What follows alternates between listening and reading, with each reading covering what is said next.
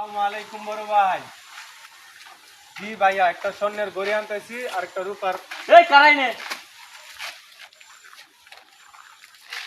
এই পেটটা কি আছে তাড়াতাড়ি দে উস্তাদ, তাড়াতাড়ি করেন। ওস্তাদ এই দাঁড়া দাঁড়া দাঁড়া, শালার বেটা পড়ছে। ওই যা আসে সব লোক ওই যা আসে সব লোক সব লে যা। ওর মোবাইলটা লো। আইয়া এই থাক, ওর মোবাইলটা যা। লয়ে যাও। হে শালার বেটারা আমার থেকে পাতার বস্তা নিয়ে চলে গেছে। আমার কতগুলা জোগাল রয়েছে বিদেশ থেকে আনা।